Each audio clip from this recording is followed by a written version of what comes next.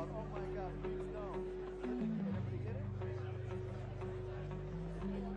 Oh, I'm so embarrassed. Oh no. Happy?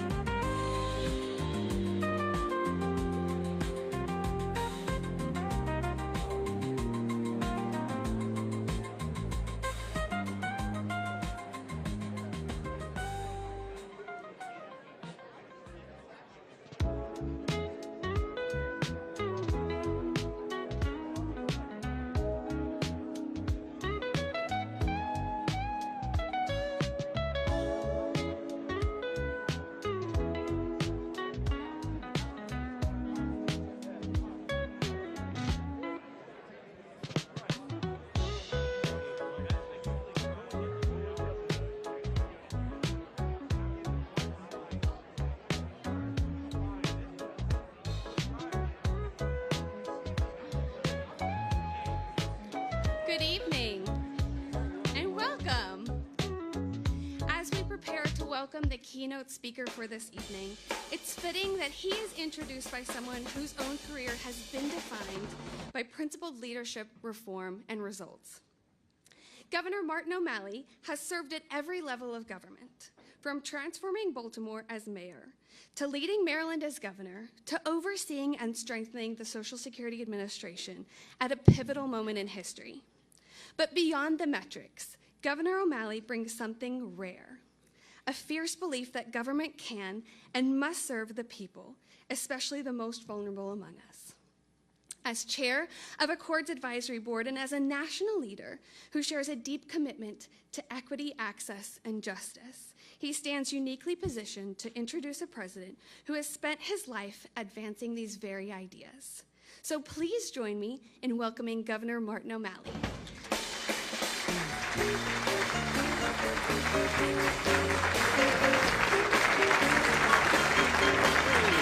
Thank you. Thanks very, very much. Thank you. Wow, it is wonderful to be with all of you today. It's my great honor to join you and also to be in the company of former United States Senator Debbie Stabenow, who is here from Michigan. And also a big round of applause for former Senator Roy Blunt, who's watching on video from home. So it's a great honor to be here with all of you, the advocates, counselors, representatives of the disabled, to present our Beacon of Hope Award to our keynote speaker and the 46th President of the United States, Joe Biden.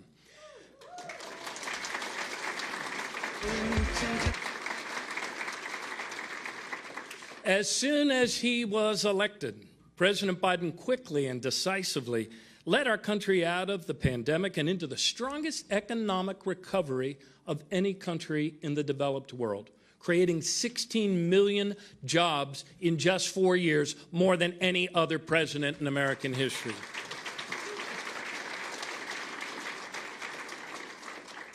With the bipartisan infrastructure law, President Biden quickly put millions of people to work, rebuilding our bridges and tunnels, ports and airports. He made wages go up, not just for the super wealthy, but for Americans all across every earning quintile of the economy. He brought manufacturing jobs back to the United States with the CHIPS Act. He made the biggest investments ever to combat climate change. And President Biden took on Big Pharma and won, reducing prescription drug costs for tens of millions of Americans.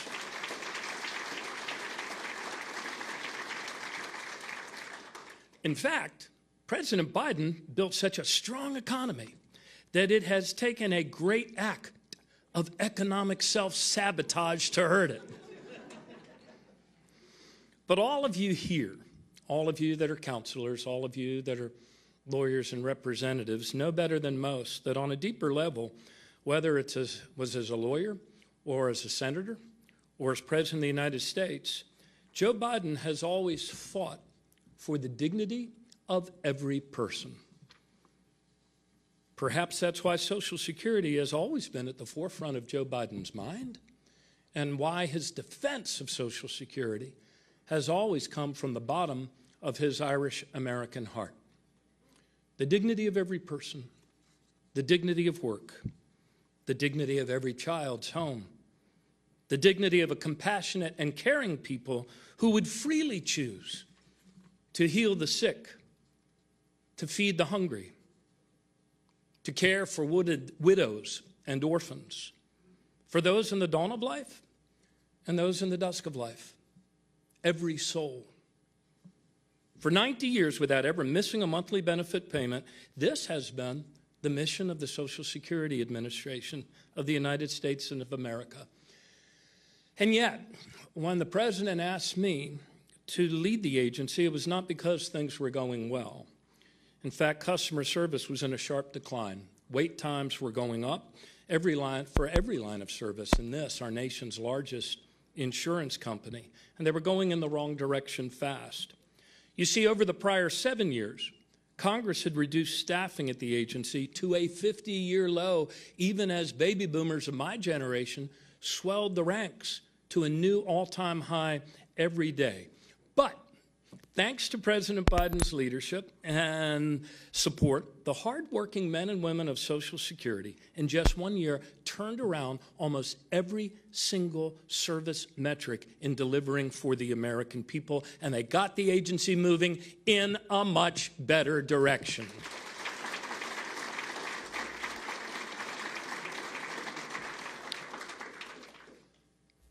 That's how President Biden, when he left office, left the agency, heading in a better direction. But now so many of those gains have been wiped out.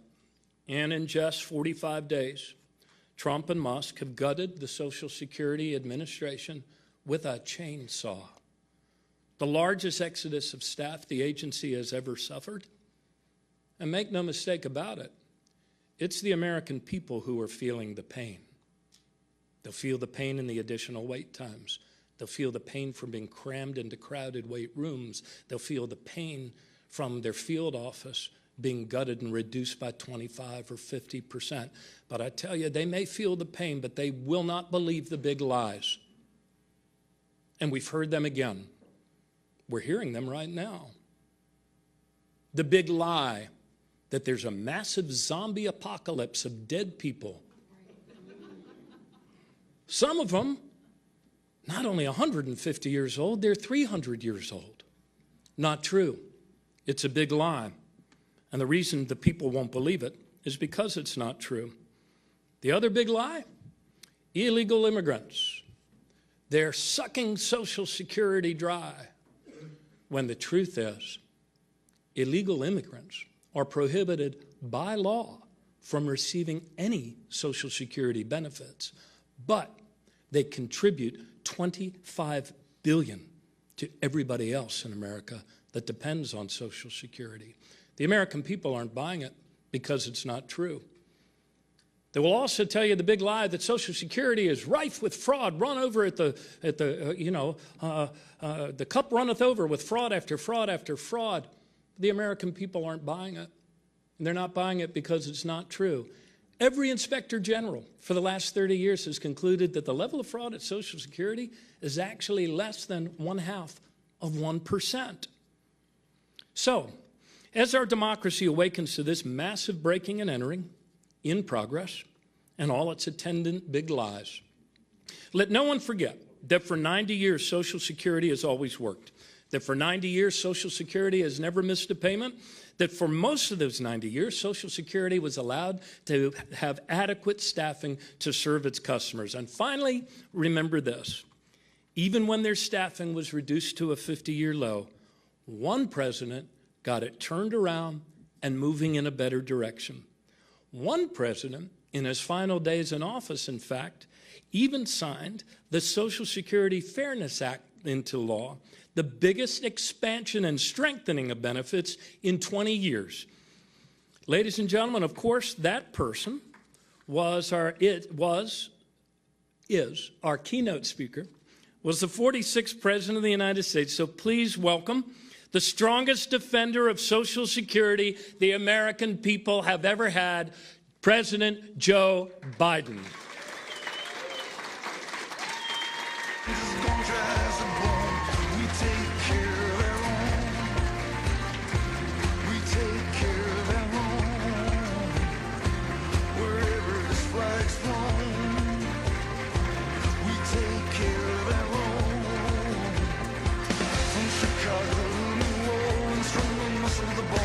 Thank you, thank you. So good to be here. Shotgun shack to the Superdome.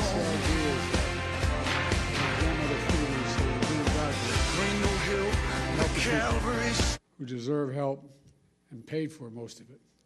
You know, my great friend, he is a great friend, Governor O'Malley. My dad, the Biden family, started off in Baltimore. They don't say Baltimore, it's Baltimore. In Baltimore. And, but we've been friends for a long time. And I just want to say at the outset, if you ever want anybody on your team whether it's an athletic team, whether you're in a battle, whether it's a political team, whether it's a team just trying to help. You want O'Malley. The guy has guts. No, I mean it sincerely. He not only has political courage, has physical courage. He's across the board. If ever want anybody standing next to me, I want O'Malley there with me. And I mean that sincerely. It really matters.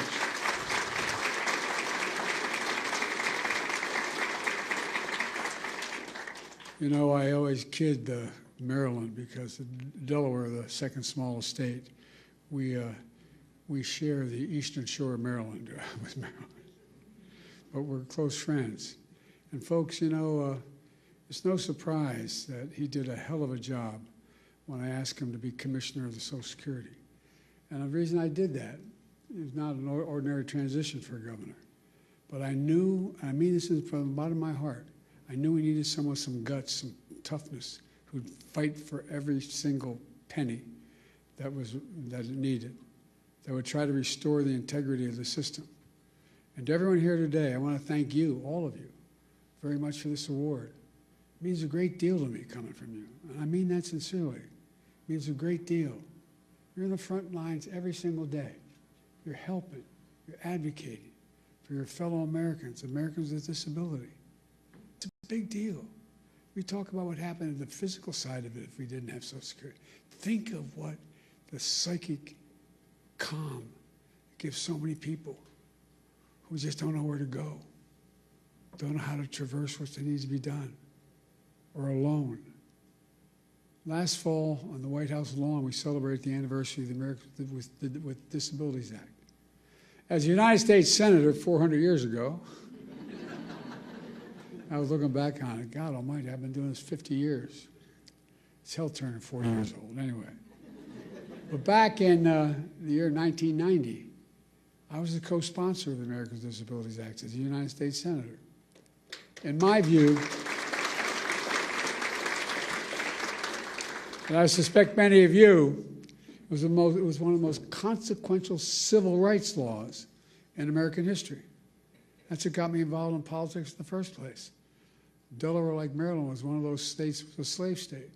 We had all the vestiges of what was going on back in the day. We were one of those states that still, I remember moving from Scranton, Pennsylvania down to Wilmington, Delaware, and Cole died. My dad moved back to where we could get a job. I remember I pulled into, my mom would drive us on the Philadelphia Pike connecting Wilmington and Philadelphia. And we lived in an apartment complex. And she'd drive us it was only about half a mile to Holy Rosary School in Claymont. But it was so dangerous, she wouldn't let us walk up because of access road. I remember pulling into the parking lot. And I had never seen hardly any black people in Scranton at the time and I was only going in 4th grade. And I remember seeing the kids going by at the time called colored kids on a bus going by. They never turned right to go to Claymont High School. I wondered why. I asked my mom, why? So in Delaware, they're not allowed to go to school, in public school, with white kids, honey. That sparked my sense of outrage as a kid, just like it does, and these young kids right here can tell you things affect them when they learn about something that's really just unfair and unjust. You know, my dad was an honorable man. And my dad used to have an expression. He said, Joey, your job's about a lot more than a paycheck. It's about your dignity. It's about respect. It's about being able to look your kid in the eye and say, honey, it's going to be okay, and mean it. Well, that's what you're all about. That's what the legislation is about. It's about dignity.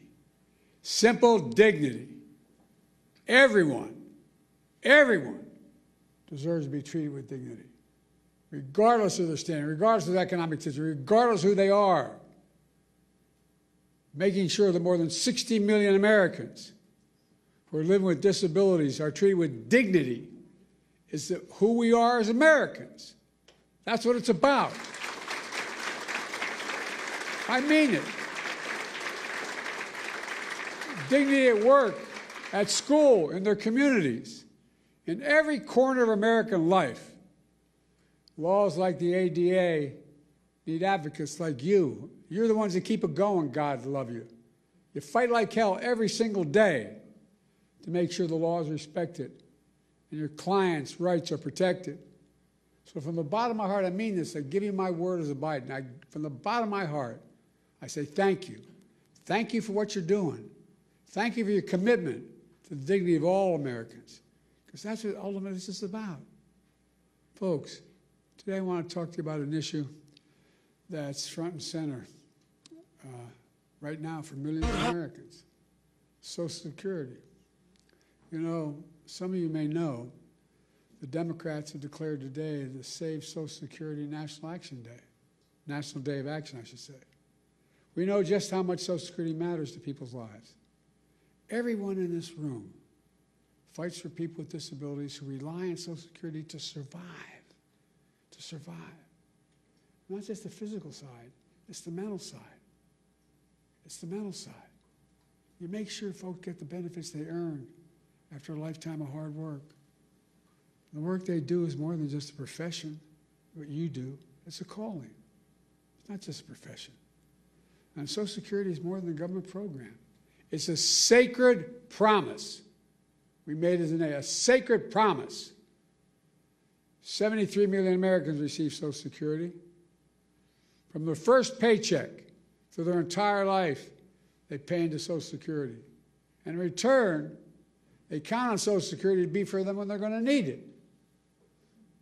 Folks, must never, ever betray that trust or turn our backs on that obligation. That's why during my presidency, we protected Social Security and made it stronger. Martin, the governor, can tell you. We came into office, Social Security Administration had its lowest staffing, she referenced it, lowest staffing levels in 50 years. And demand was going through the roof because of my generation and the baby boom generation reaching the retirement age. So the demands on Social Security increased significantly. Our administration secured nearly $2 billion to reduce the backlogs and improve customer service. We slashed wait times for folks in need who are calling the 1-800 number. We got it down to under 13 minutes. It used to be 3 times that long when we took office. We made it easier for people to get help with their claims online. Reduced how long it takes to review a case.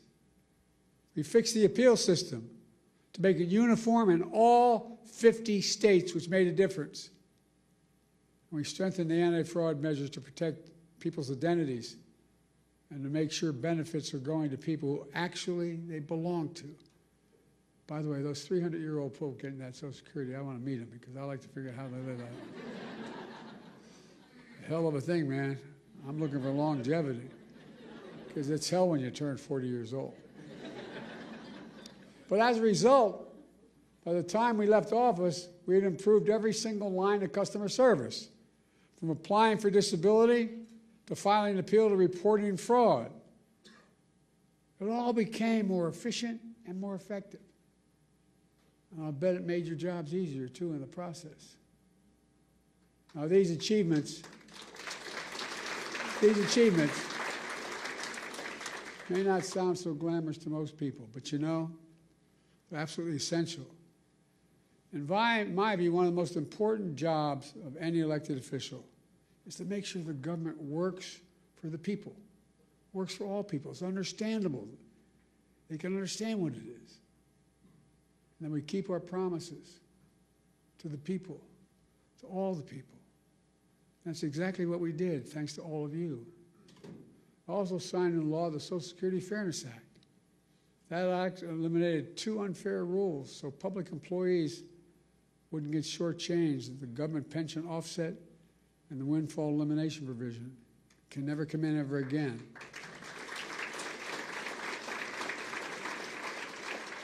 But as a result, more than 2 million people are now finally receiving the full benefits they earned.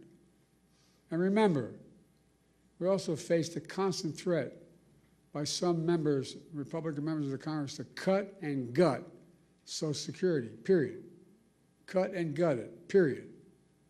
They wanted to let Social Security expire every 5 years.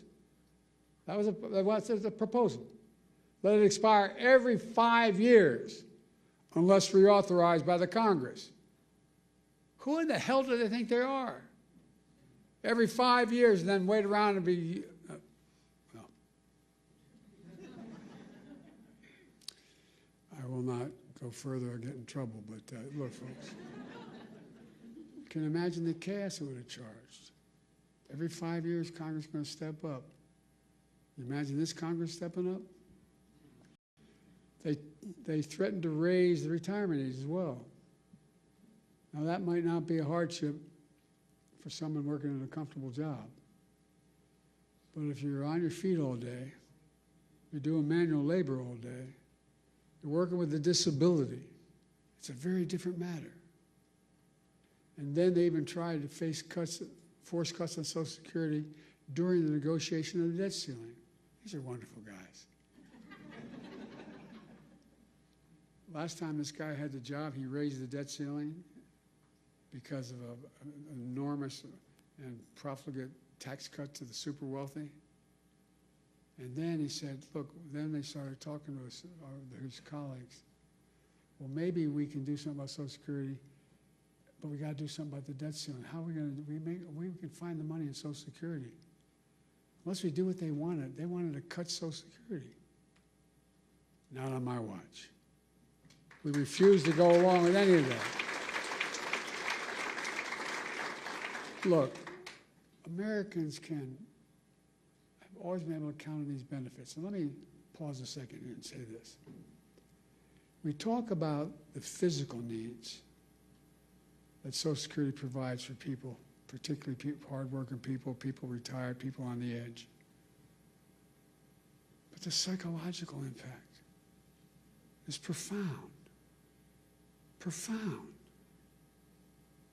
You're a man or a woman, you're 70s, 80 years old, you're not in good shape, you have a disability, and you hear the check may not come. How do you sleep at night? How do you sleep at night?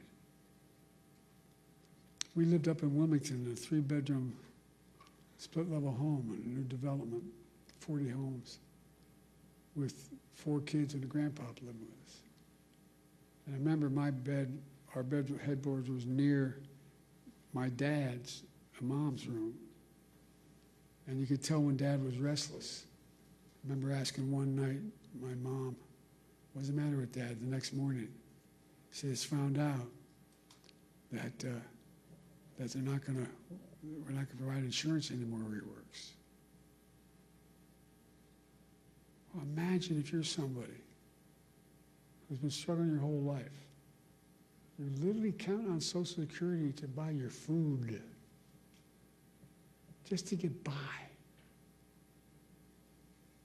And you hear the threats, what may happen.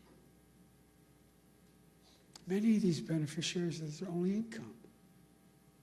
If they were cut or taken away, it'd be devastating, devastating for millions of people. And the psychological pressure we put people under by having this debate is absolutely devastating. That's why we work so damn hard to make Social Security Administration stronger than it's been in years. And that's why I asked the governor to take over, by the way. But look what's happened now.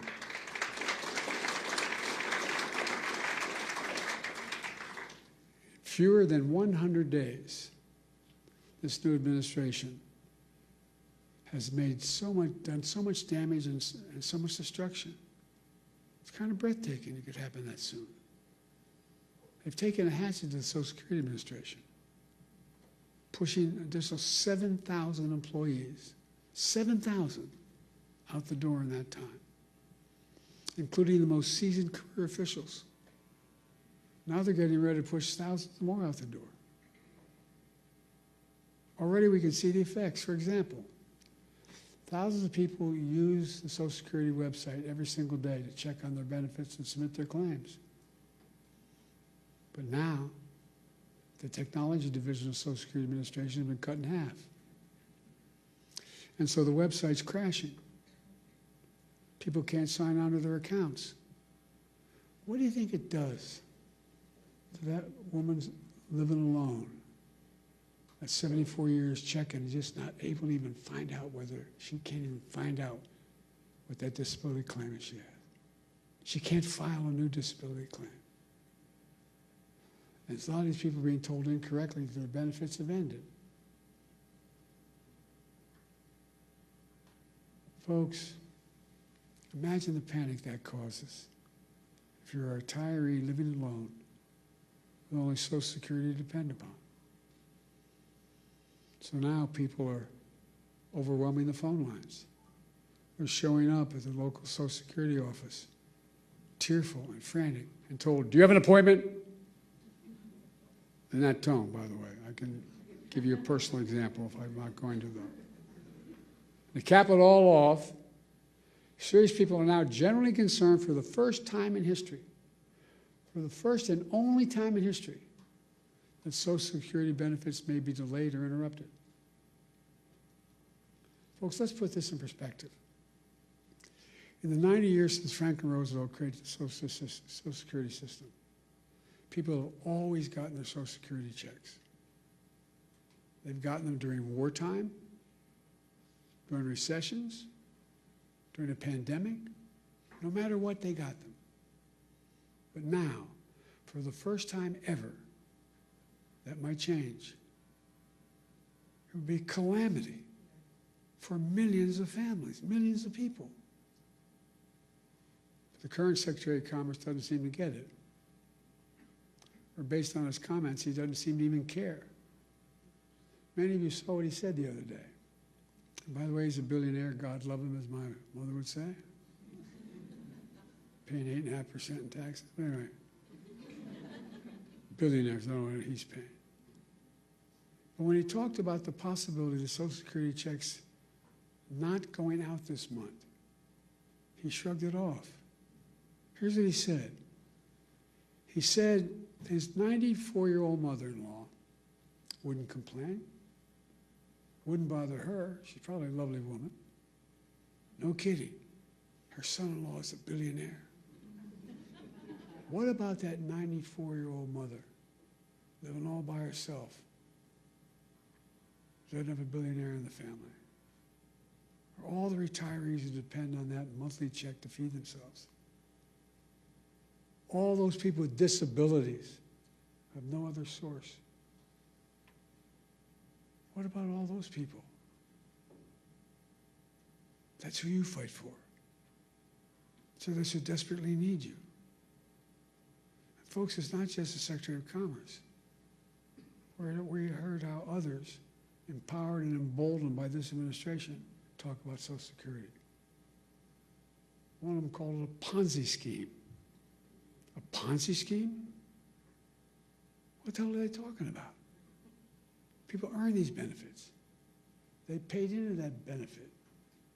They rely on that benefit. And no one should take it away.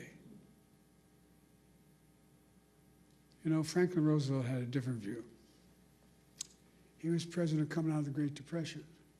He and all his colleagues saw great suffering, so much poverty.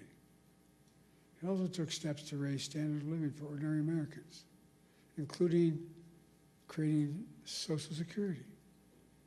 He himself was from a very wealthy family. He didn't need Social Security, but understood how much it would mean to millions of Americans. He knew it would make America stronger in the process, and it has. It makes our economy stronger. It makes the community stronger. It makes families stronger. It gives peace of mind. That's why the vast majority of Americans, including many wealthy Americans, still support, thank God, Social Security. And very wealthy billionaires still support Social Security. They may not rely on themselves, but they know Social Security deserves to be protected for the good of the nation as a whole. You got to ask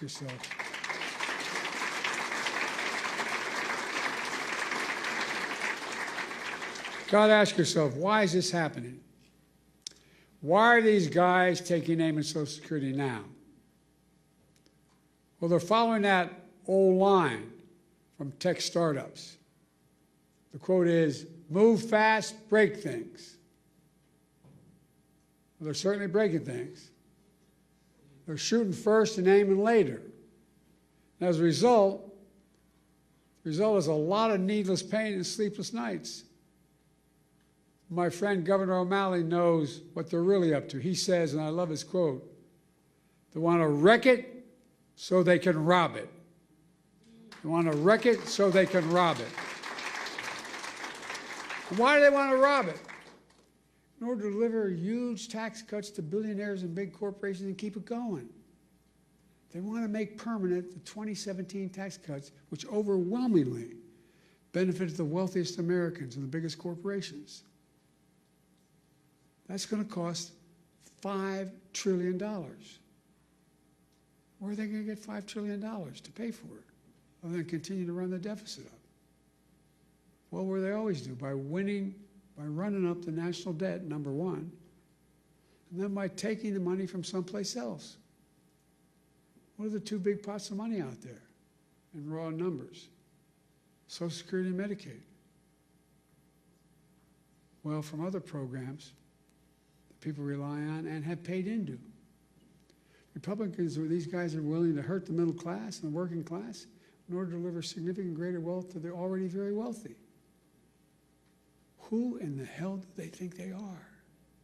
I really think I mean, just basic decency. Who do they think they are? I think anybody should go out. They can make $1 billion a year. They can, fine. But pay your fair share. You know what the average? We have 1,000 billionaires in America. You know the average federal tax they pay? 8.2%. Anybody want to trade that number? What you're paying? Folks, look. Let me close. I'm sorry to go on so long, but it's just, anyway. I grew up in Scranton, Pennsylvania as a kid, and then Claymont, Delaware. Middle-class towns, working-class towns. Places where people worked hard all their lives with the promise that they'd be able to retire someday with a little bit of dignity. Because they've been paying in a thing called Social Security since the very paycheck they ever earned. These people get knocked down every day, learn to get up. My dad's one experience, you get knocked down, just get up. Get up. They get up every day. The last thing they need from their government is deliberate cruelty. It's about people in neighborhoods across the country who look out for each other. You don't see empathy. They don't see it as a sign of weakness. They see empathy as a decent instinct. They don't see cruelty as a sign of strength. Social Security is about more than retirement accounts. It's about honoring a fundamental trust between government and people. It's about peace of mind for those who work their whole lives so they can rest assured they'll have a chance.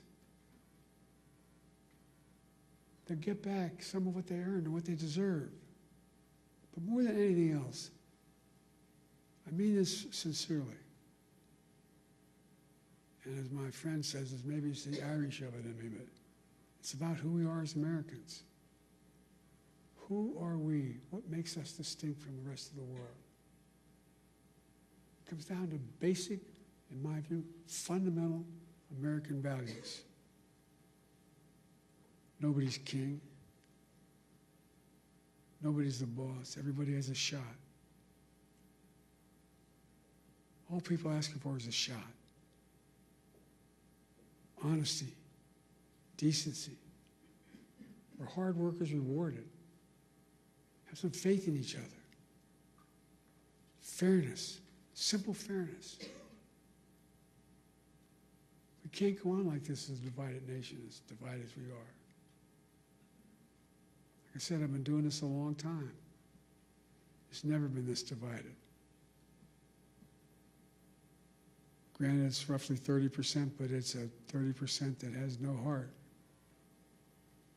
What we see in America, that's what we believe in, fairness. And that's the America we can never forget or walk away from.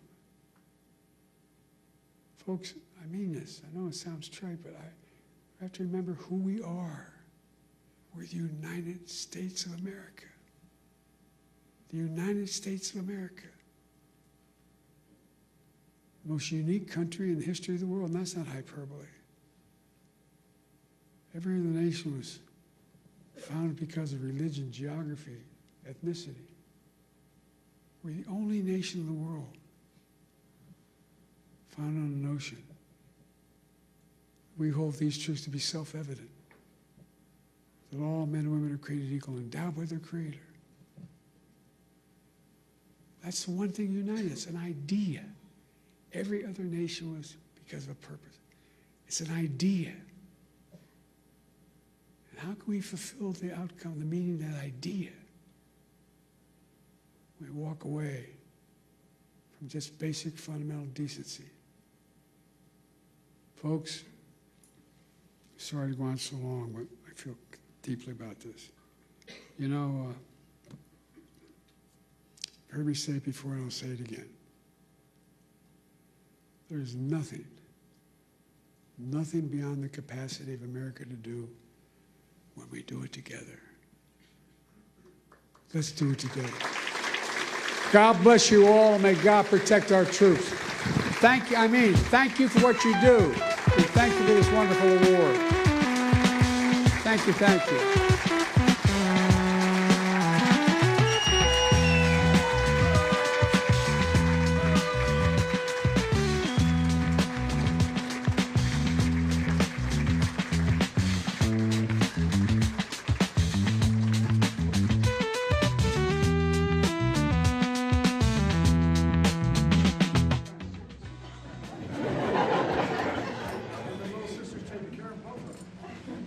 My sister. Anyway, thank you all very much.